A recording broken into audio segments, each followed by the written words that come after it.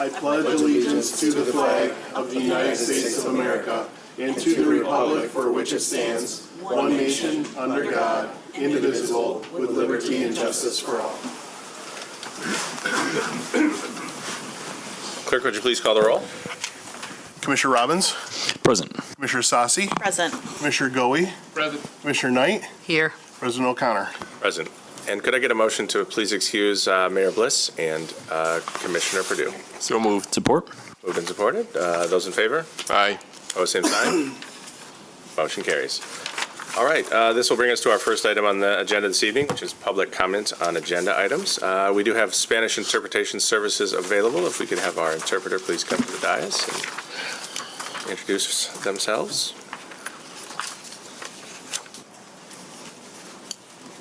Hello, my name is Bronia Figueroa and I'm a Spanish interpreter. We're offering Spanish interpretation during the meeting and for public comments. Hola, mi nombre es Bronia Figueroa y soy intérprete de español. Estamos ofreciendo interpretación al español durante la reunión y para comentarios públicos. Thank you. Thank you.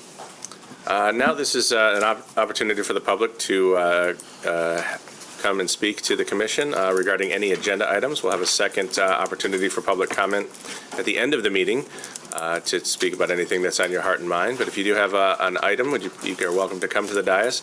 You'd state the name and the city that you live in, as which item directly on the agenda you're hoping to speak to, and you'll have up to 3 minutes to speak. If there's anyone that'd like to speak to an agenda item, now is your time. All right, seeing no one, we will close that public comment period.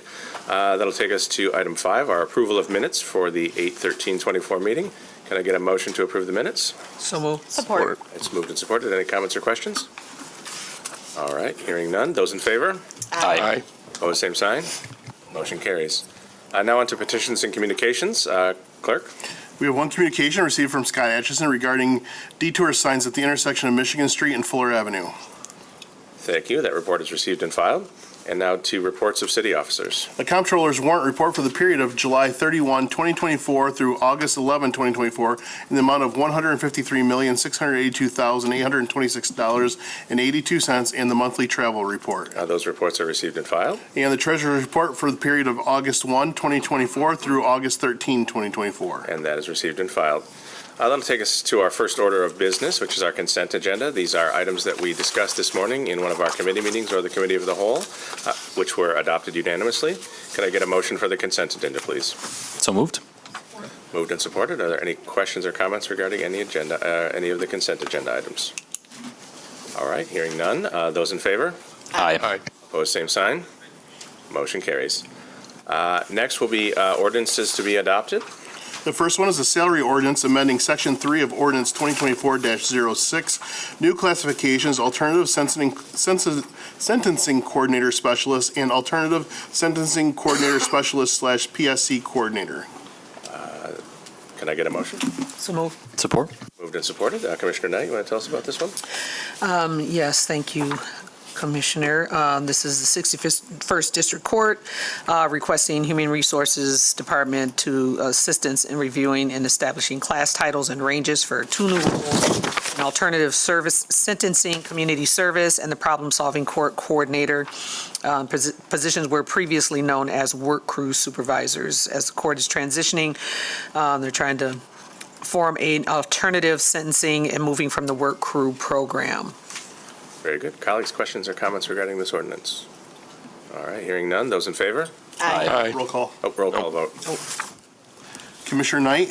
Yes. Commissioner Goey? Yes. Commissioner Sassi? Yes. Commissioner Robbins? Yes. Commissioner O'Connor. Yes. And can I get a motion to give this immediate effect? So moved. Support. Moved and supported. Those in favor? Aye. Opposed, same sign. Motion carries. Next. Second one is the salary ordinance amending Section 3 of Ordinance 2024-07, new classification deputy court administrator. Can I get a motion? So moved. Support. Moved and supported. Can I turn to Commissioner Goy for this one?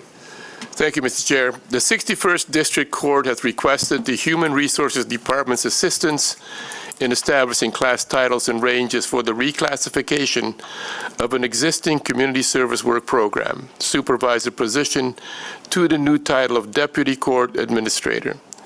This position will replace a community service work program supervisor as the court is transitioning to a new form of alternative sentencing, moving from a work crew program to a more diverse and individualized community service model that prioritizes rehabilitation, community contribution, and alignment with each defendant's needs.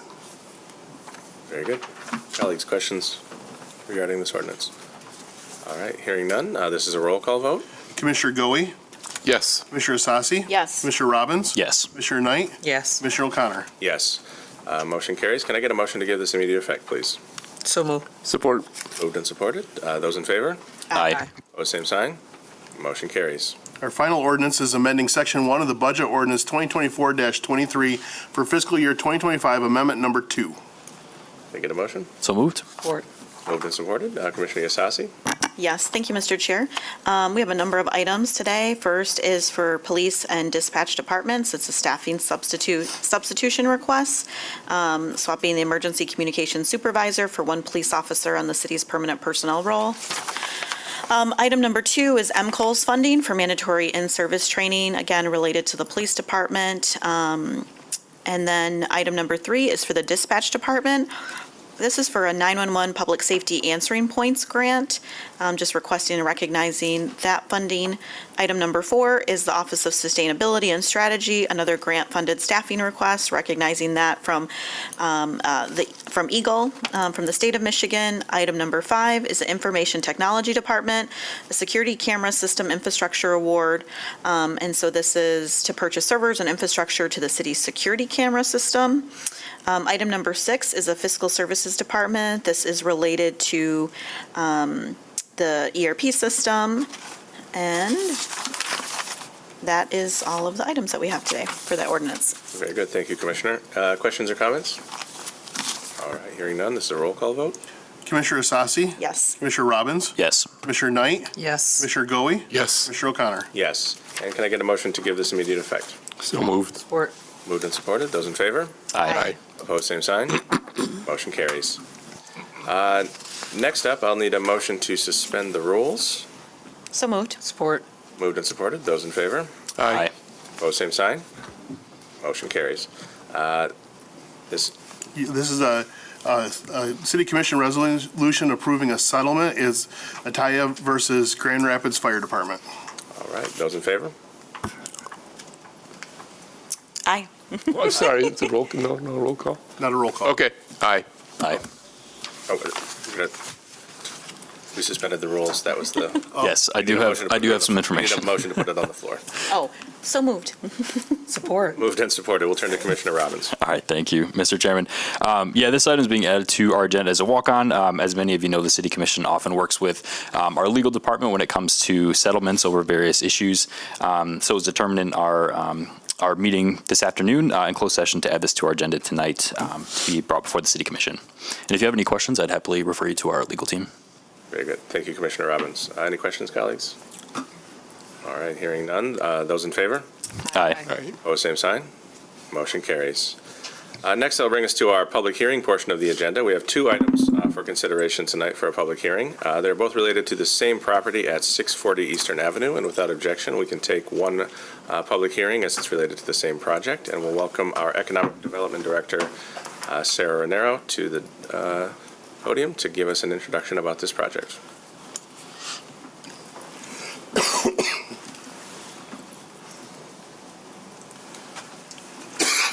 Good evening. Good evening.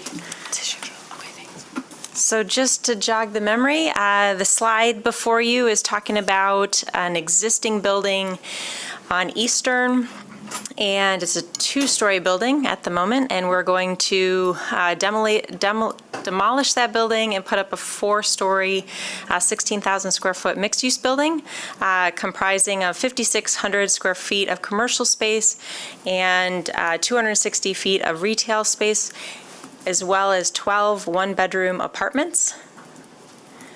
2 units will be rented at 60% AMI and below, and the remaining units will be at 70% AMI and below. We've got total project costs at $4.7 million, with about 3.4 of those being dedicated to construction costs. And we've got a 10% overall aim for our inclusion plan, seeking contractors with micro, local, women-owned and minority-owned businesses. That $340,000 is 10% of the $3.4 million in construction costs. We also have TIF and an emerging developer grant here contributing to this project, as well as a couple other funding sources that I just want to take a minute to including revitalization and placemaking grant from the Michigan Economic Development Corporation, just over $2 million there. The Southtown Corridor Improvement Authority put forward a facade grant.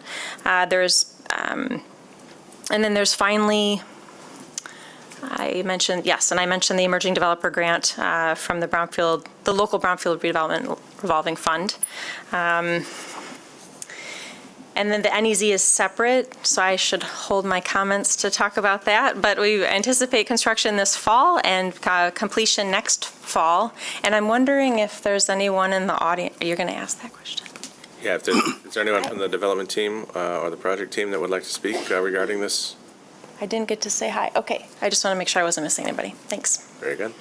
All right, so. Sure, you're taking these separately? No, these are combined. If you'd like to speak. Oh, okay, I So do she want to should go ahead say, and speak about the yes, NAS, thank you, please. City Yeah. Manager. I wanted to just mention that this is a 15-year NEZ, which is 15 versus 9, because they're pursuing 2 of our investment criteria, 1 being the AMI units, and then 2 because they have that minimum 10% on the inclusion plan. So I just wanted to highlight that too. Thanks. Very good. Thank you so much. All right. Well, this will open up these public hearings for comment. So if there's anyone in the audience who would like to speak regarding either of these 2 Brownfield plan or NEZ plan for the project at 640 Eastern, now is your time. You'll have up to 3 minutes to speak.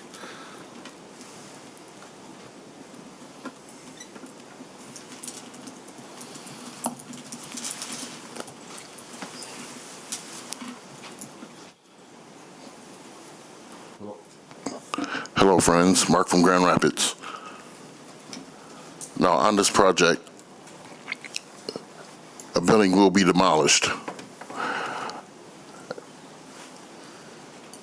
And going up, and this building will be built in this place, and they're talking about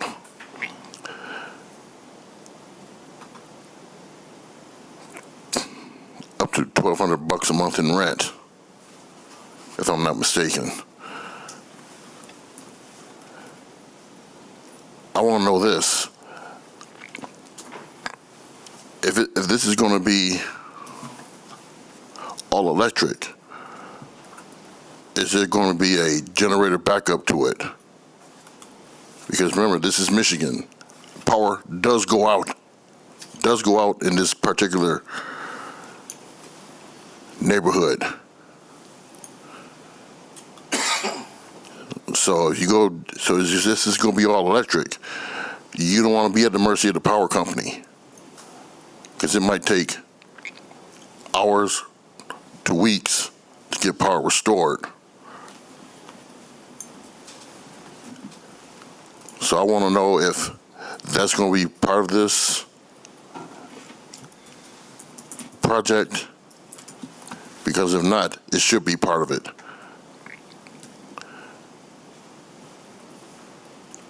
Because you're talking about a lot of rent money coming in. So we don't know, I don't know if these people can afford it or not. But that's my understanding of this. I used to live in this neighborhood, so this is going to be a big change.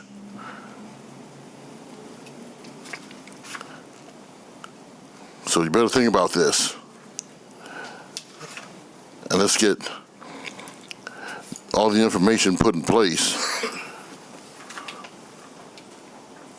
before construction begins. Thank you. Thank you, Mark.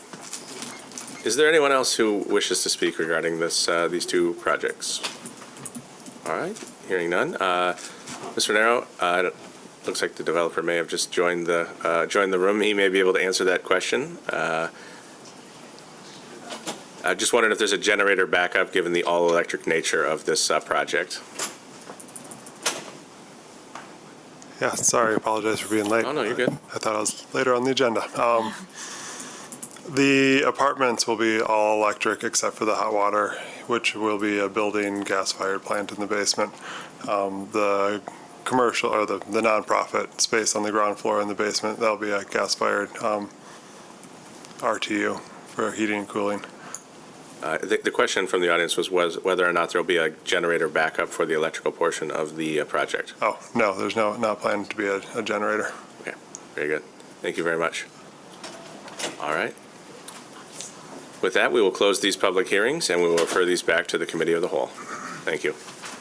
That will bring us to the final item on our agenda this evening, which is our open public comment period. With that, we'll welcome anyone to the microphone that wishes to speak. You'll have up to 3 minutes to speak about anything on your hearts and minds. We do ask that you refrain from swearing, name-calling, or other derogatory comments. And we'll welcome to the microphone Mr. D. Jones. How y'all doing? I'm D. Jones, passionate entrepreneur and visionary. And what I have right here is a signed football from the Detroit Lions when I actually brought the kids from probation in Kent County Probation and Surveillance to the Detroit Lions facility with Kent County government.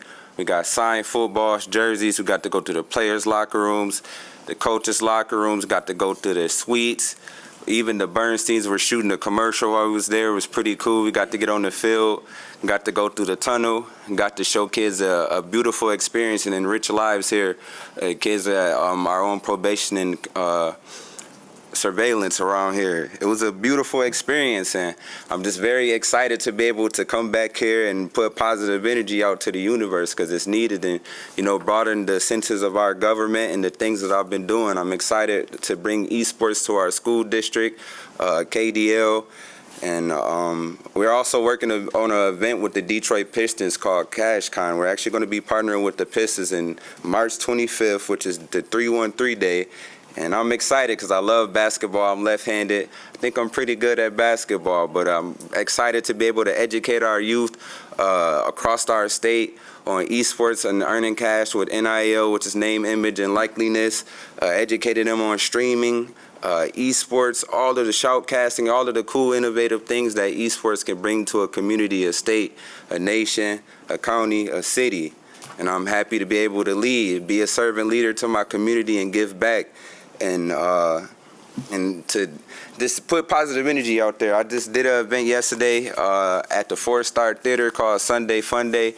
I gave out $100 in cash. I like to thank Kathy Harris because she actually booked a venue for us to do this cool venue, this cool event at this venue. Not only did we give out $100, but Reynolds and Sons actually partnered with me and the 3 people that actually won the competition and got some raffle tickets and stuff like that. They actually got 3 pairs of all-white Air Force Ones, fresh out the box, fresh kicks. So I was able to give back to the community on Sunday, and I'm very excited just to give back, to put positive energy out there. And like I said, be a leader, be somebody that that is a light to our community and showing our youth that all your dreams can come true, and to never dream big and never let nobody tell you that you can't do anything. And also, I would like to thank those police officers. It was a supervisor that stopped me as they shut down the parking lots over there at Metro. It was crazy, but one of the supervisors stopped me and asked me the positive things I've been doing, and there's good police officers on the police force. So I'm going to keep being D. Jones, 100% authentic. Just thankful to be able to give back, to have cool, beautiful things like this from the Lions. We got $200 jerseys. It was super exclusive. Thank you. Thank you, Mr. Jones.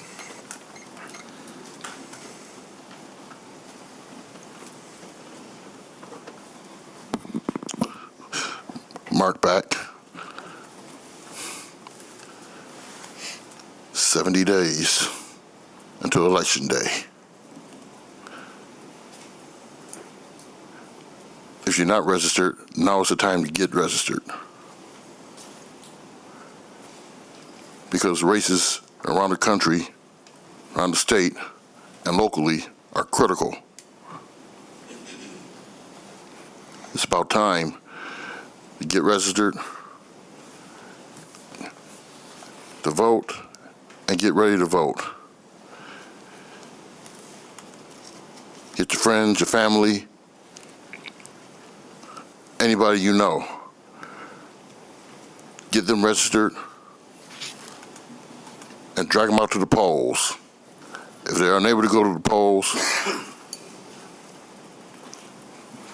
get absentee ballots.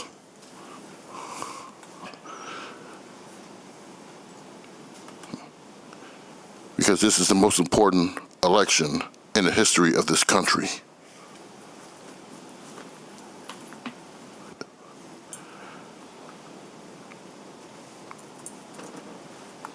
We don't want to see the Department of Education be demolished. It's not good.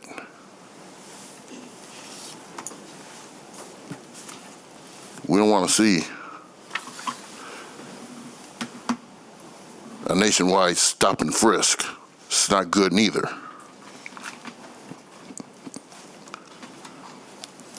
We don't want to see OBGYNs facing long prison sentences.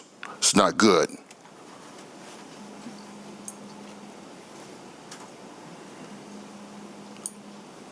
So get registered, go out and vote. Because come November, I want you to dominate the polls and dominate the ballot boxes. I want to see 85 to 90% turnout. If not,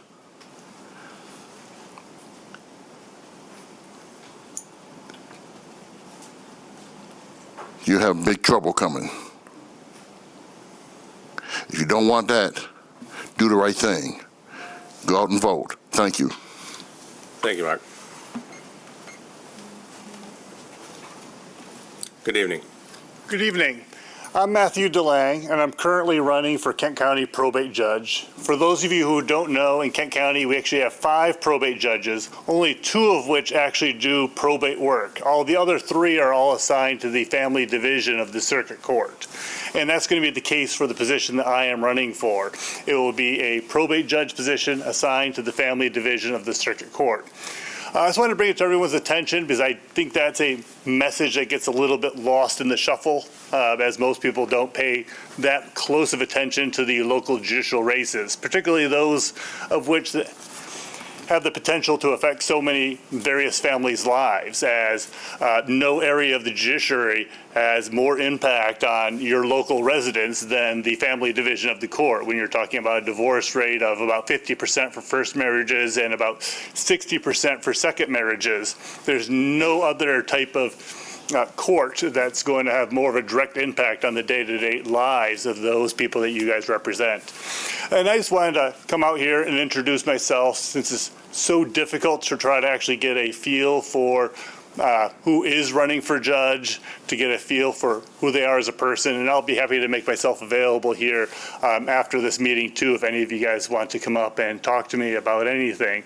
But I've been doing nothing but family law for the last 16 years. I've been doing that exclusively. In particular, I've been specializing in international and interstate family law. So when people live in 2 different states or 2 different countries, or they move from one state and move into this area, I'll help domesticate their orders. I'll help deal with the very complex issues that kind of come into play as you're dealing with 2 different states or 2 different countries. But that's kind of led me to work with a wide variety of different people from different types of interests, from military service members to different immigrants. But you get a wide variety of people who have these kind of issues that come in front of them. And there are also ones that are particularly difficult to help get resolved. I've also been endorsed by the vast majority of the current family law attorneys in this particular area, as well as a good amount of the West Michigan family court judges. And I'm pretty sure if any of you happen to talk to any other family law attorneys, I'm sure they would say great things about my particular race. I would also note, not just in my race, but there is one other family court position that's currently being open. The 17th Circuit Court position that's open is also a family court designation as well. So that will be doing family court rather than like the normal criminal civil docket. Thank you. Thank you, sir. All right, anyone else who would like to address the commission? Welcome. Good evening.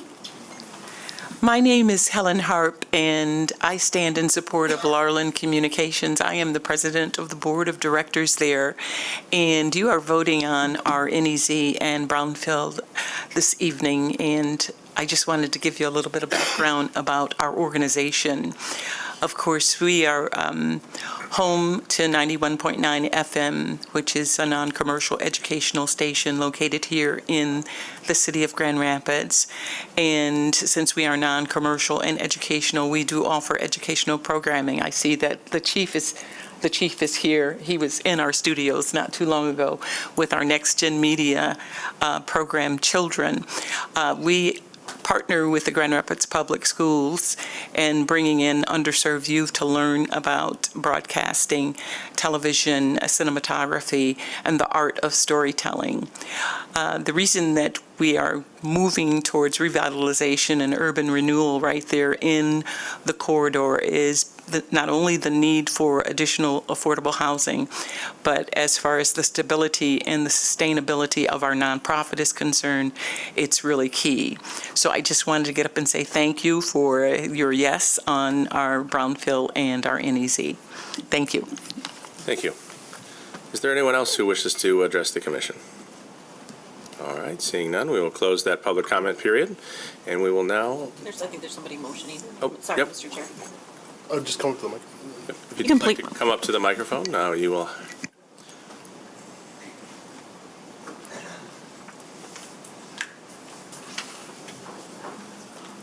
Welcome. Hello. My name's Jeremy Bolt. I have some neighbors here as well. We're just in the neighborhood that had the city main break between Adams and Hall Street. So yeah, I'm going to be more so just kind of talking about my personal experience through it and what happened to me personally, and then they'll have their side of stuff and comments as well. But just kind of right. As you may already know, we were denied our claims for that, which like tens of thousands of damage throughout everyone's house, just like a ton of damage to our basements flooded and cars flooded and just stuff in our house that have been lost. Garages, my garage was a disaster and basement. But yeah, I'll kind of start, I'll be quick, but I'll start at the beginning. Waking up. Our road was literally like a river coming down. We're like the bottom of two hills, so it was literally the Grand Rapids coming down our street into the our neighborhood, and it just woke up 3 a.m. about a little after, and there's already a lake out my window. It was just like, am I still dreaming, And so get in panic mode, go downstairs, and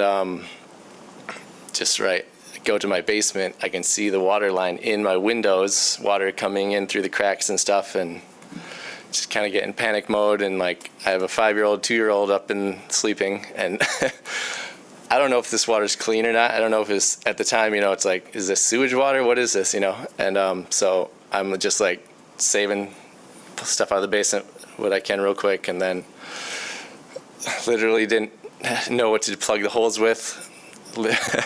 Ended up using some Play-Doh on one of the windows. It actually worked a little bit. And then I had one window that was still kind of gushing in, and I couldn't do anything else. I felt helpless. Like, my house is the water keeps going up. I'm like, can't protect my house and my family right now. I'm just like freaking out.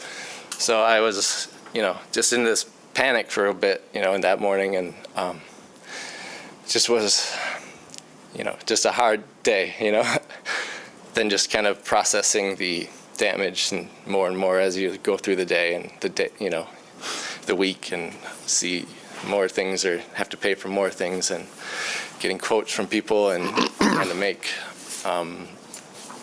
stay positive and just keep moving forward. And it was hard, and it's still hard to kind of keep moving forward and trying to get things back to where they were. It was tough to hear the denial of the claim. Our house insurance didn't help, which a lot of people in the same situations. So it was just, our last hope basically was like, come through Grand Rapids, we're just hoping you'll have our back. And it was just hard to hear, just hard to not have a bad taste in your mouth from that. So my time's up, so I will quit there. But thank you for your time. Thank you for your comments. Anyone else who would like to be heard?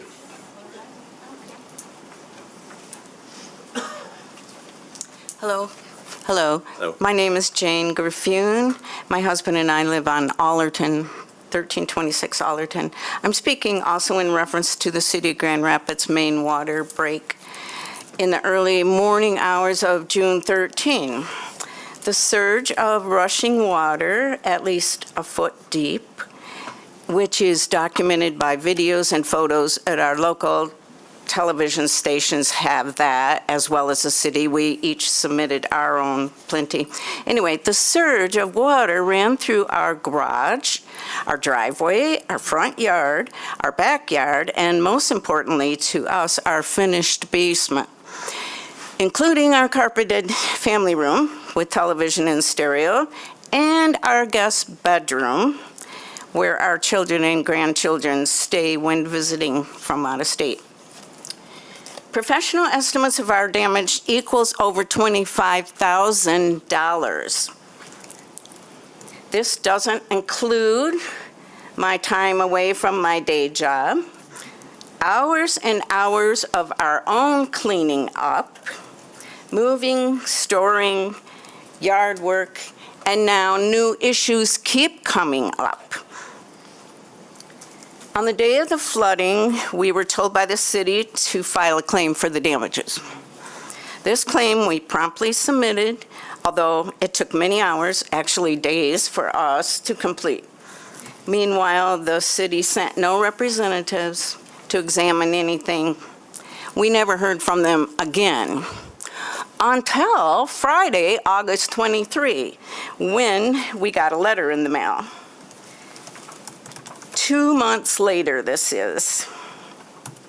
So the City of Grand Rapids said in the letter that our claim has been rejected. We have, this is a quote from the letter, we have determined that the city is entitled to statutory immunity. And the letters are quite available for everyone too. So I have lived in the city of Grand Rapids, Michigan for over 65 years. The city rejecting this claim is not only unbelievable, but it's unacceptable. The city has determined they're entitled to this immunity, and I'm just saying, questioning entitled, exempt. My dear city of Grand Rapids, I want to ask you, is your conscience immune? Is the city of Grand Rapids morally exempt as well? The city is responsible for our damage. And by the way, at the end of this letter that we got that denied our claim, there's these brazen words from the city. This file is now closed. Well, I want to tell the city you probably should keep that file handy. Thank you. Thank you for your comments.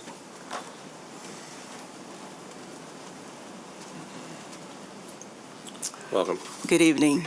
My name is Mary Thompson. My house was flooded on Allerton. I had not planned on speaking. Everything that they've said is correct. We are so disappointed in the letter that we received from the city saying that they were denying our claims. We've lost everything in our rec room. Our couch was floating in the water. My sitting area, the rugs, everything was lost. I have no walls downstairs.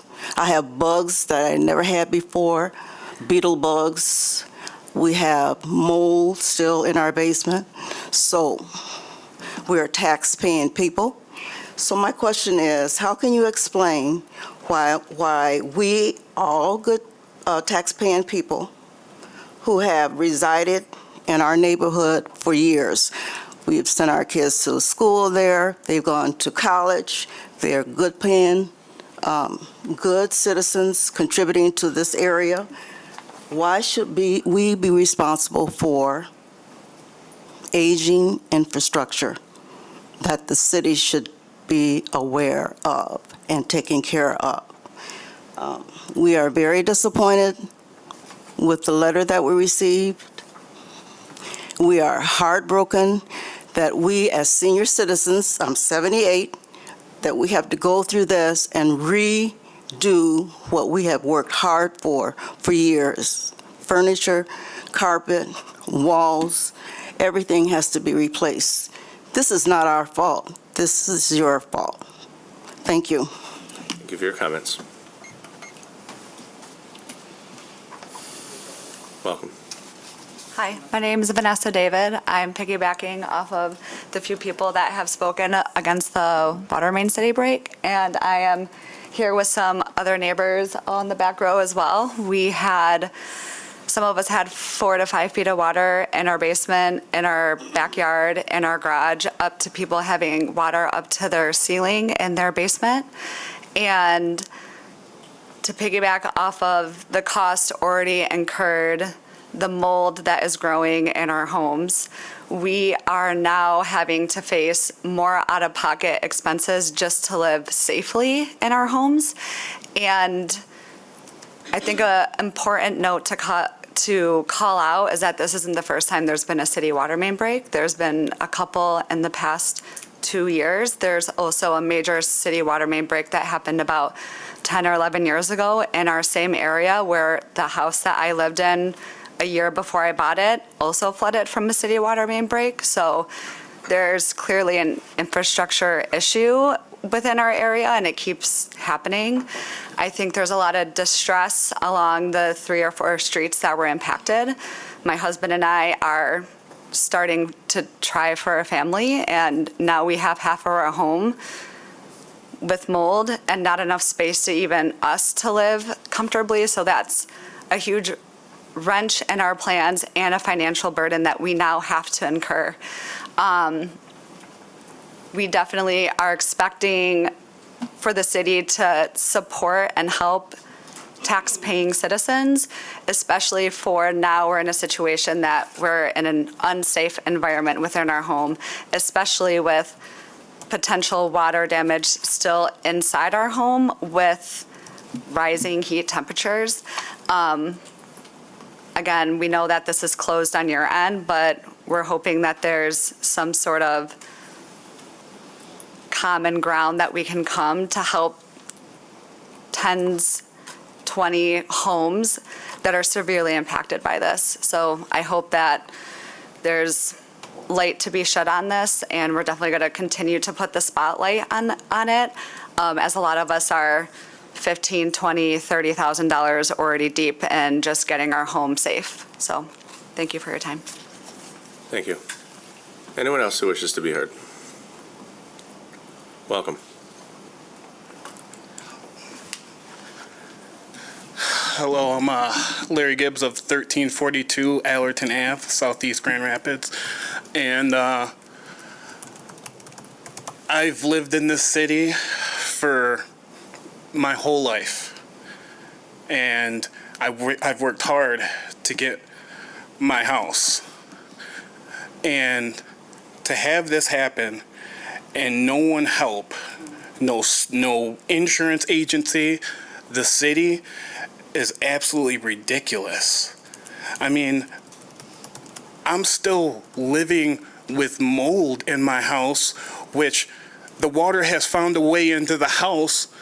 Now every time it rains, the water comes back in. So now I had a restoration company come out and take down the walls and take out the mold, and then what, now all of a sudden I'm going to have to pay another amount for them to come back out and take care of the mold. I can't have my daughter in there. You guys wouldn't have your young ones or anybody else live in these conditions that we're living in right now. We got sinkholes outside of people's yards and just sitting there, and you can walk and fall in, or a house could cave in, and we're just sitting here living in these conditions and expecting some sort of help from you guys, and nothing's being done. Not only that, I don't even have hot water right now. I have a daughter. I have a 5-year-old daughter where I'm having to boil water still. What am I going to do during the wintertime? Freezing pipes, the water, the ice up against the side of the house. What am I going to do for these costs? It's going to cost me $80,000 to $70,000 to put stabilizers on my house to stop it from sinking. They have to raise my driveway. And none of you guys want to take the blame for this? Those pipes say the city of Grand Rapids. Those are your pipes that flooded our homes. And now we have to live with it? This is not right. And you guys wouldn't live in these conditions either, and you guys would be right here with us arguing about this too if you were in our position. This is not right, and you need to actually come and help us out, because we didn't ask for this. So we're just asking you guys to make it right. That's all I have to say. Thank you for your comments. Is there anyone else who wishes to be heard? All right, seeing none, we will close that public comment period. We'll now turn to comments by commissioners, and we'll turn to Commissioner Goy. Thank you, Mr. Chair. I don't know if I have anything to say at this point. I think we heard a lot tonight, except to say also that I really don't have anything to say. Thank you. Commissioner Knight? Commissioner Robbins? Commissioner Sassi? Thank you, Mr. Chair. Thank you all for a pretty packed and involved day today. There was a number of things that we did, something that sort of ended in 2019 and now is in the works to put forth is a Grand Rapids land bank. So thank you to Ms. Renero and Mr. Booth and those in the Economic Development Department who put forth that work. I also want to recognize that we lost a Grand Rapids legend in the last couple days. Herschel Turner, who is the founding executive director of the Baxter Community Center, passed away. A very good friend of a past colleague, Commissioner Kelly, and just wanted to recognize his efforts in that Baxter neighborhood. I want to thank people for coming out today. I know coming to a meeting, maybe when you don't come out every day, so thank you for raising the hands and coming here. While I'm not the commissioner of the 3rd Ward, we've all been briefed, and I think we'll, there's some questions. But this is also, obviously, we have our deputy city attorney up here as well, and there's different nuances as it relates to the legal ramifications. So that's pretty much all I'll say there, but I do want to say thank you for coming out. And then lastly, I just wanted to say thank you for the updates at Public Safety Committee. I got a couple updates from my colleague, Commissioner Knight, about some of the questions that we've had. Last meeting was around deer, but also our public safety ordinance. And then just, really, really preparing for what that looks like. We're talking about summer and heat and these high temperatures, but again, in a few short months, it will start again to be very cold. And so what is that response as well? So thank you. Thank you, Commissioner. Turn to our clerk. Just briefly, thank you, Mark, for being my hype man on elections. So Mark gets the crowd going on the elections, and I appreciate that, and he's right. Elections are important, not just this year, but every election. So what I've been saying this year, what I'm saying is make a plan to vote, however that is, however it works for your family, whether it's getting an absentee ballot. Absentee applications are now available at michigan.gov/vote. So you might do absentee from the comfort of your own home. You might want to vote early and put a ballot through the tabulator. So starting October 27, you can vote early if there's 9 days of that. And then if you want to go on election day, you can do that. So there's lots of different options. So make a plan for yourself and your family to vote. Thank you, Mr. Clerk. Deputy City Attorney Strom. I also would recognize and appreciate those that came out and spoke today. I'll be the first to acknowledge that a claims process and a legal process can oftentimes feel intimidating. It can be time-consuming, and it can be aggravating, all of the things that I heard expressed. And I think it would be somewhat disrespectful to kind of sit up here and lecture the community and the crowd on governmental immunity and the legal background behind that and the justifications of governmental immunity. So I'm not going to spend a whole lot of time talking about that legal concept, but I have talked to at least one of the neighbors who've contacted directly the city attorney's office, and we always need to be careful as attorneys that we don't provide legal advice to those that are not our clients. And I know that that can also sometimes feel awkward, that you're calling the city for some answers and some guidance, and the city attorney isn't able to provide you the legal advice that you might think you deserve. And so the city attorney's office is responsible for providing legal advice to the city organization. And I would encourage you, if you disagree or have questions about the denial letter, please feel free to seek your own legal private counsel to determine what your options might be related to that determination letter at this stage of the claims process. And I know that can sound cold coming from the dais up here from an attorney. But I do appreciate the sentiment coming from the neighborhood, and I have heard calls from the commission and from city staff to try to continue to find creative ideas to be helpful. Thank you, Deputy City Attorney. City Manager? Thank you, Mr. Chair and Commissioners, for your work today, and the staff for all that has been done.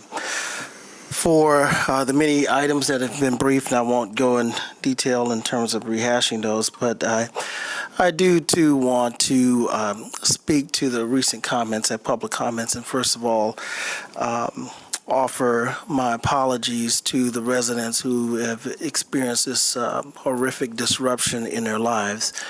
And certainly I can't imagine being woken up at that time of night and being unaware of what was occurring, and then to find out in the efforts of recovery to have, from what I understand, some of the insurance agencies not be able to cover damages, and then finally, as you've indicated, the claims here at the city.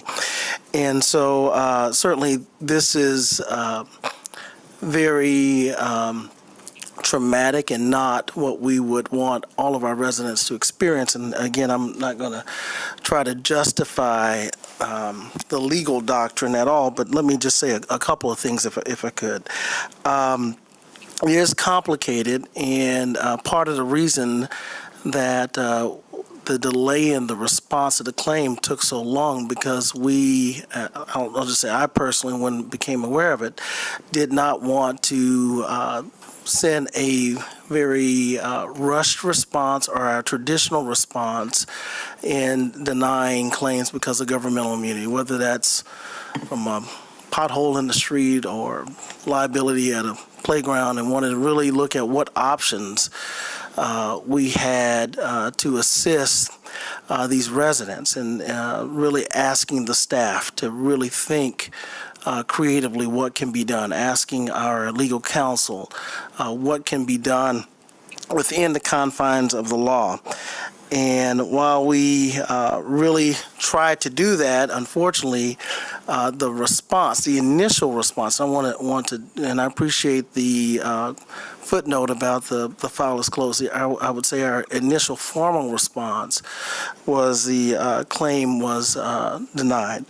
So we've been talking about, outside of the claims process, what other things can be done to assist this neighborhood, this part of our community, into recover. And I do want to also, on behalf of the city, apologize for the